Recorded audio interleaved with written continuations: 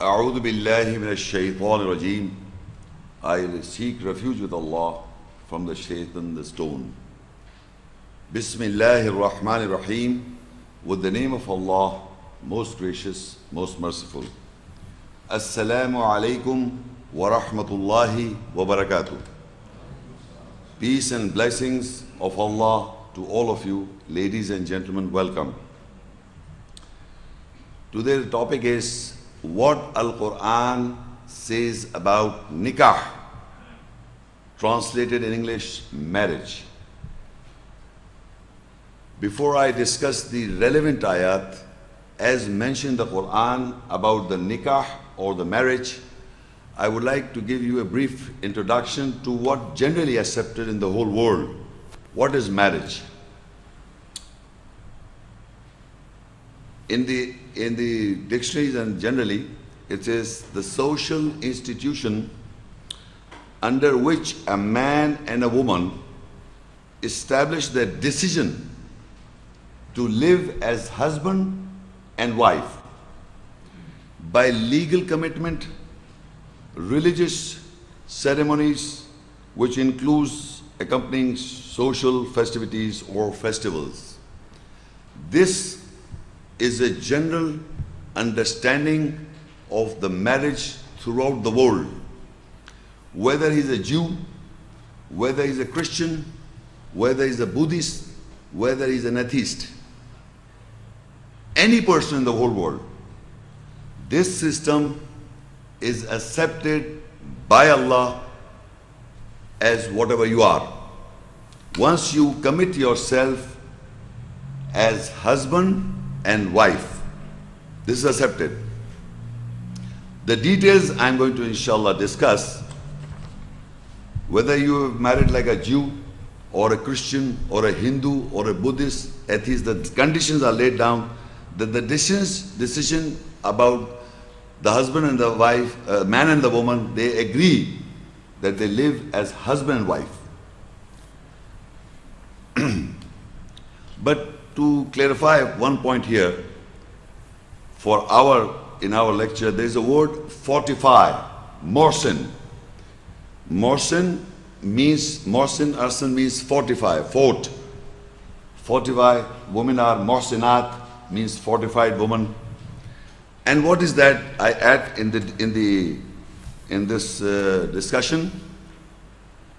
To surround, fortify means to surround and strengthen against any form of attack, physical, sexual or emotional.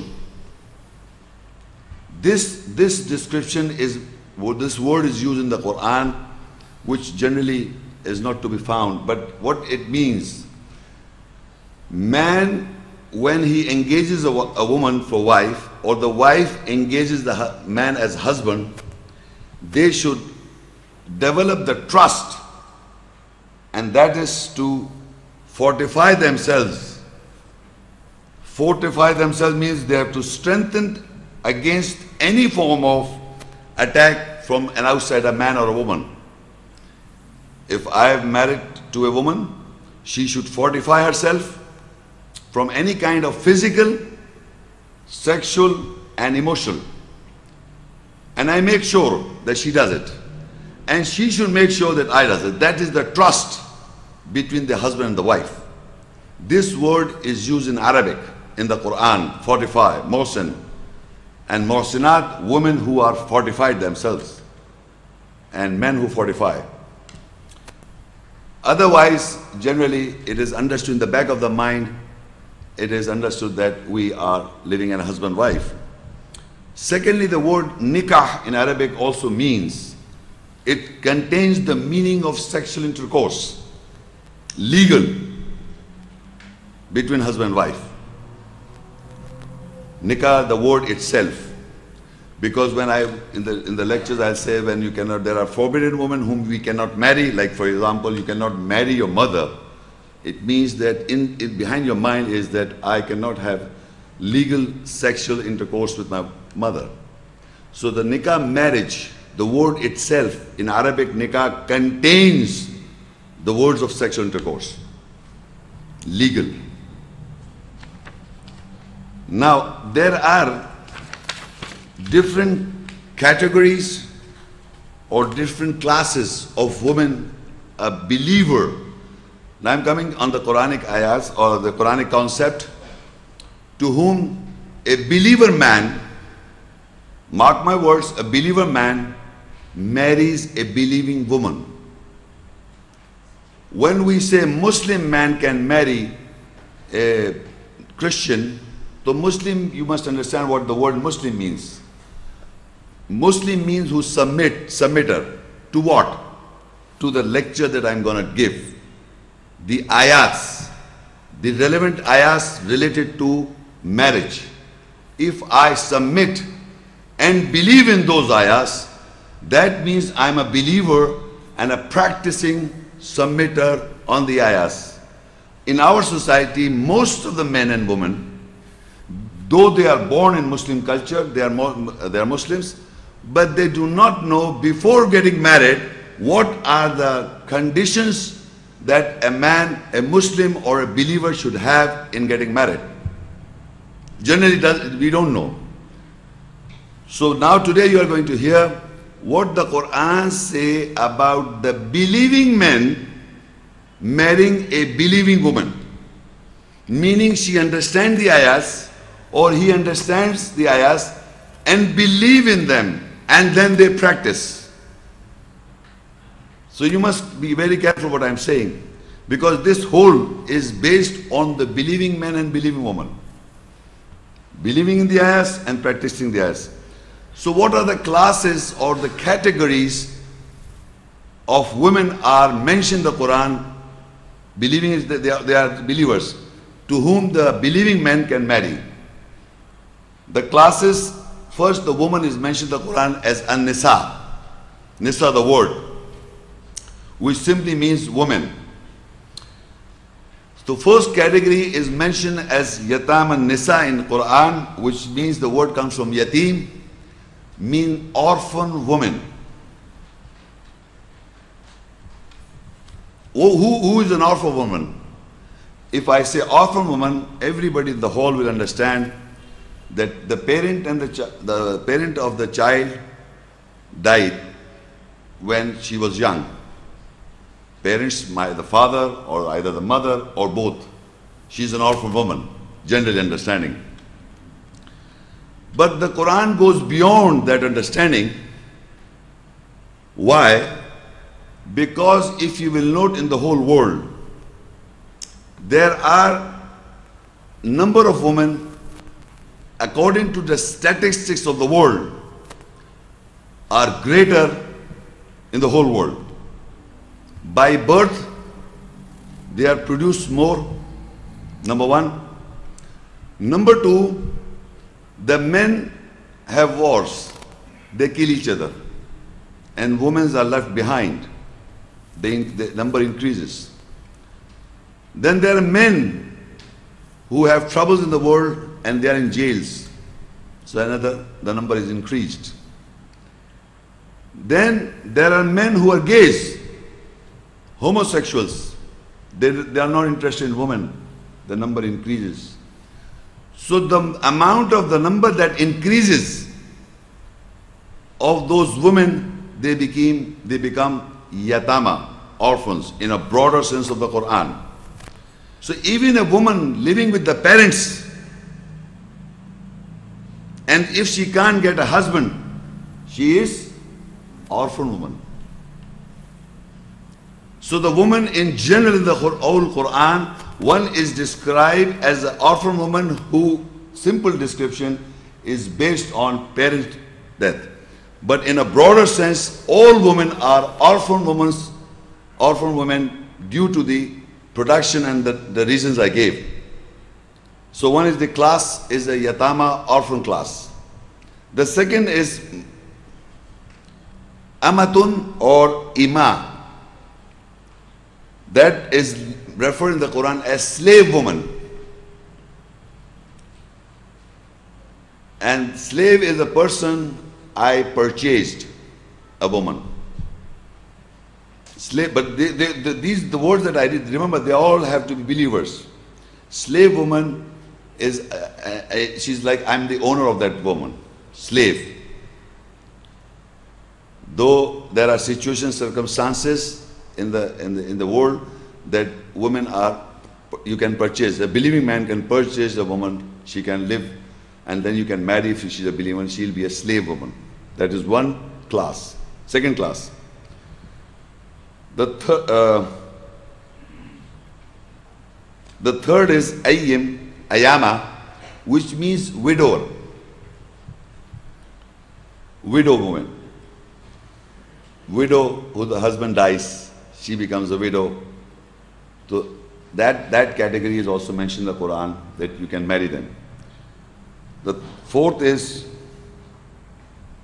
mutallaqa, divorced woman. The women who are divorced, you can marry them. But they are all believers categories.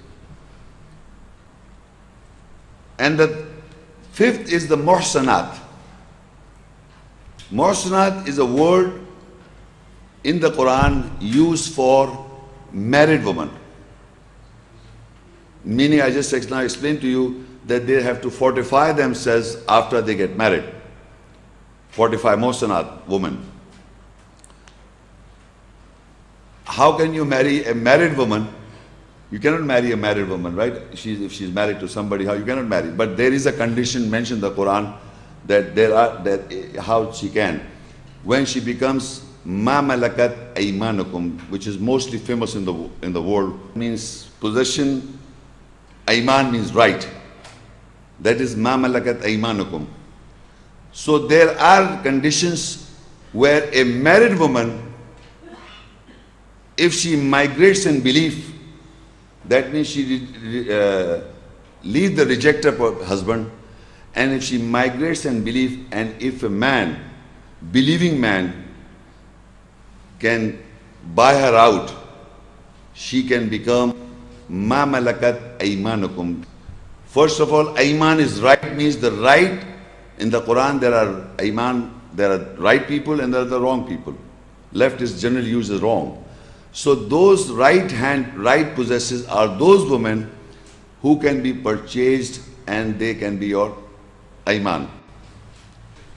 What I will discuss, what is the age of a woman to get married or a man to get married.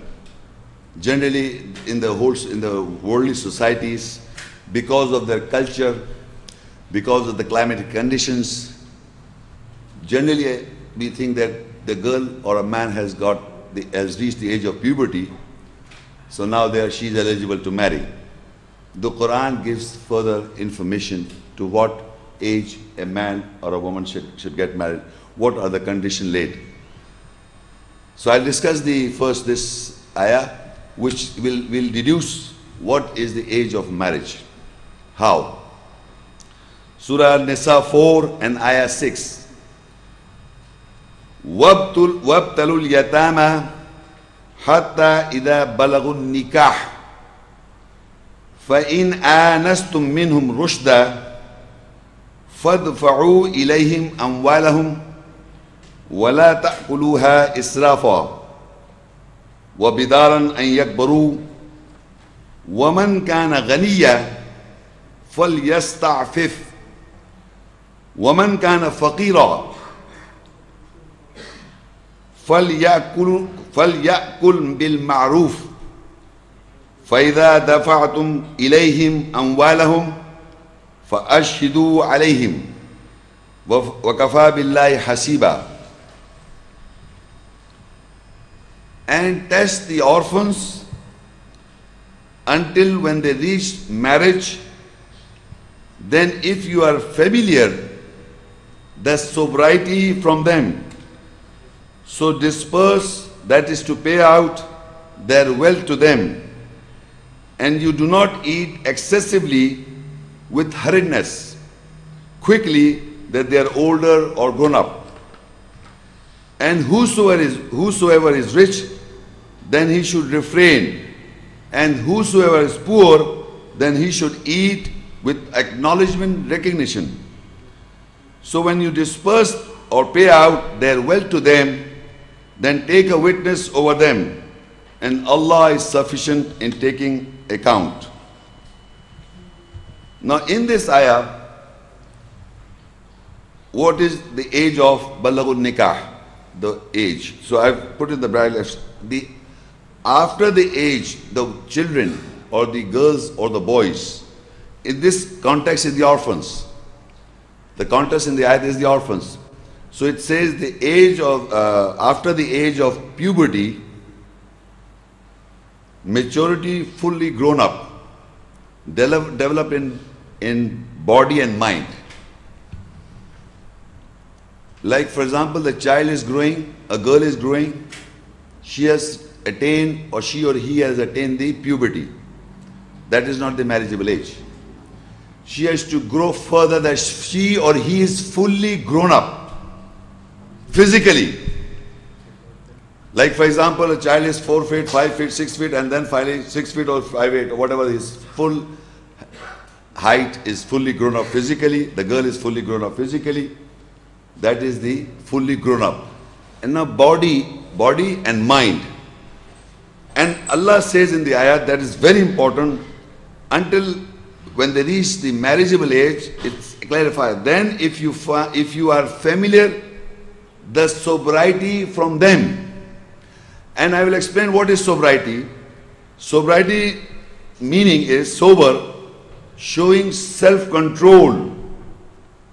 The woman has the self-control, rational, she's got rational thinking, agreeable to reason and logic. These are the qualities of a sober boy, sober man and or woman. Sensible, sound judgment, good sense, marked by seriousness, free from lavishness and exaggeration.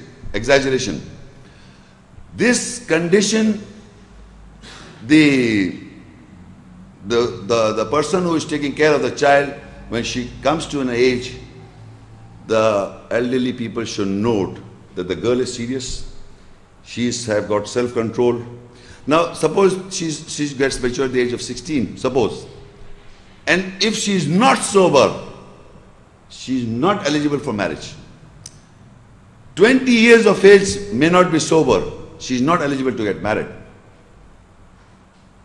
So the age is described according to the situation of that particular girl or man. And that is showing self-control, rational, agreeable to reason and logic, morally conscious, sensible, sound judgment, good sense, marked by seriousness, free from lavish. I am just giving the meanings of these words of soberness.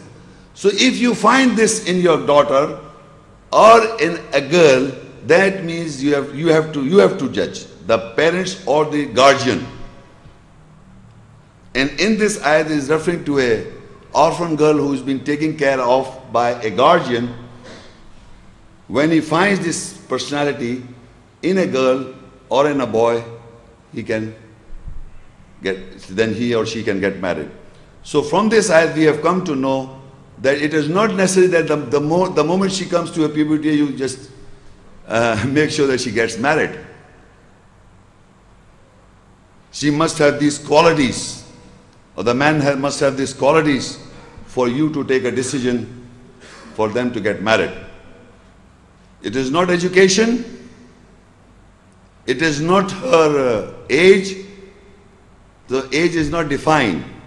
After the puberty, definitely the other things are more important. Psychologically and physically they are grown up full. Physically they are grown up, you must have their mind, sound judgment. They have got the sound judgment, and that is sobriety. The word is one word Allah gave, and you understand what kind of age she can be. Whatever the age, but she must have these qualities. So girls should understand that they must develop this kind of personality in them to be sober. And if the girl is not sober, then you must not put her into a marriage contract. Or if a man is believer, man is not sober, then he must not go into a marriage contract. This is must. So if in this condition, I just want to make the point here is the sobriety for a girl or a man to get married. He must be sober, he must be responsible. Here we get this. And in the ayat further it says, and the guardian should not eat except easily with the hardness and quickly that they become older or grown up. So the other ayat refers to the person who is the guardian, who's taking care.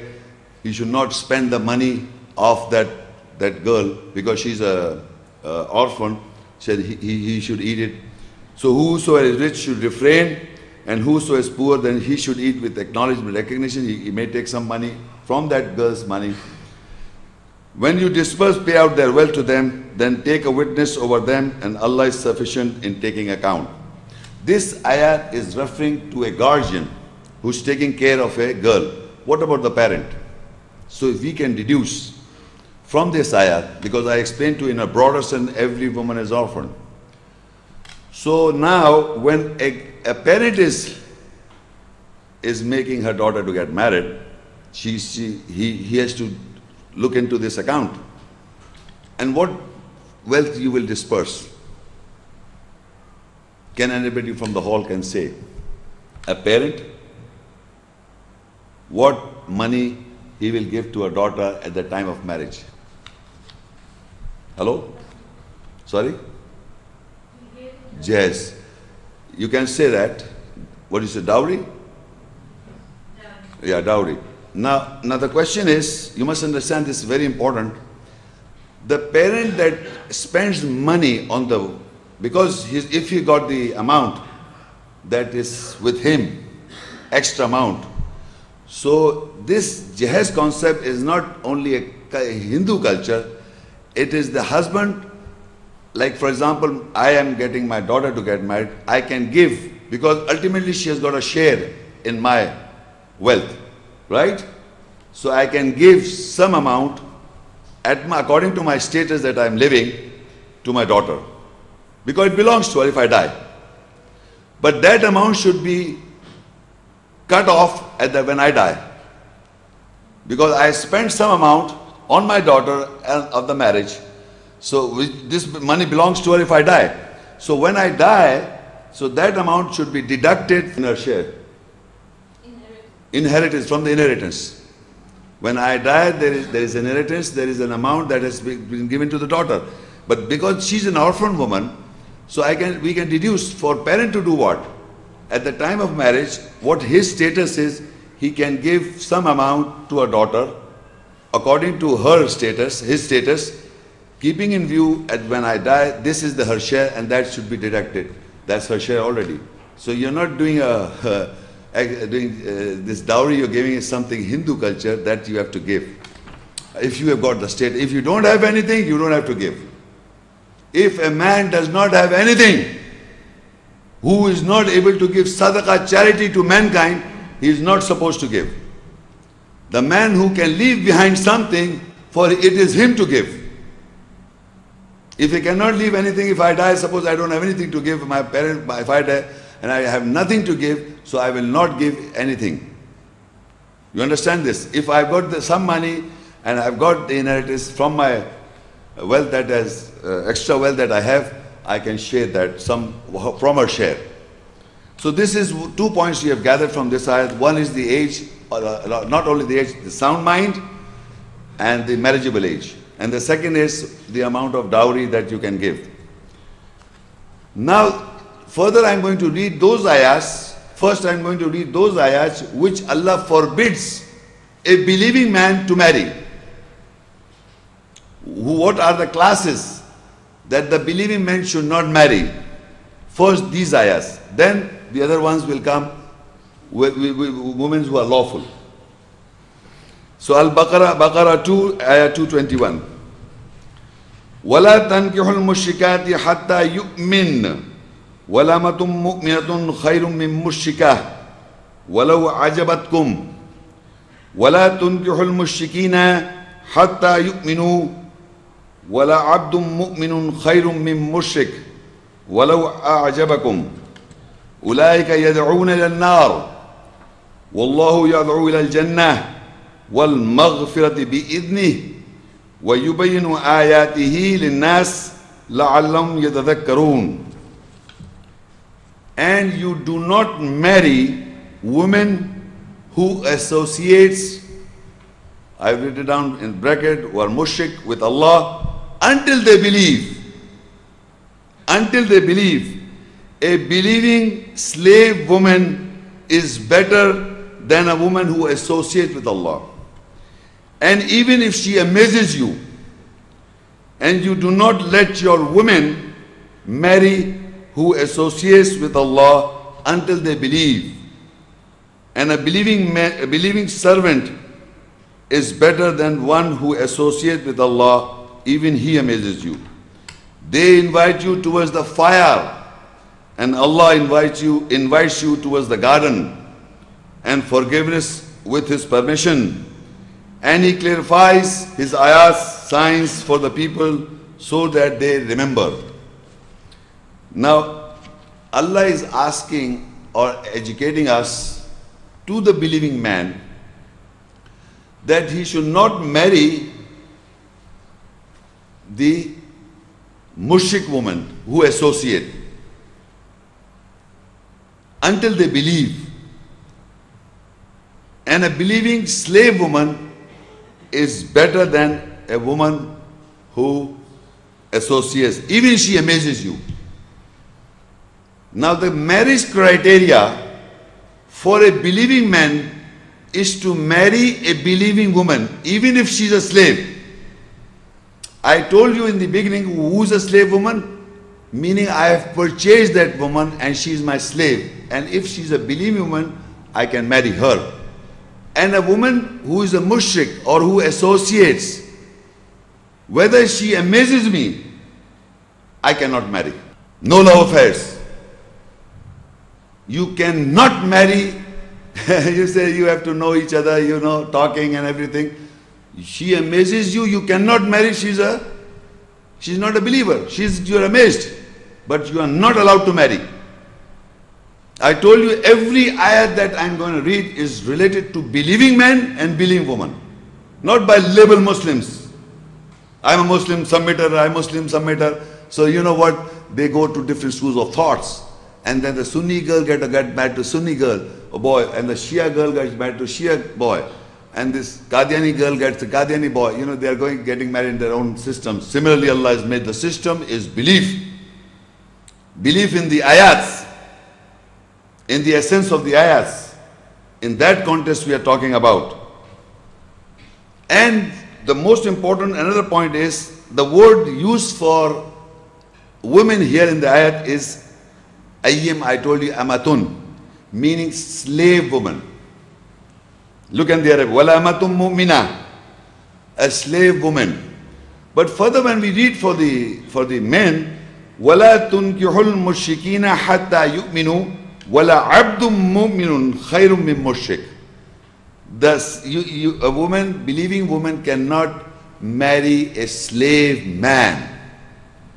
The word changes, becomes abd. Abd means servant. You see the difference? You do not let your women marry who associates with Allah until they believe, a believing servant,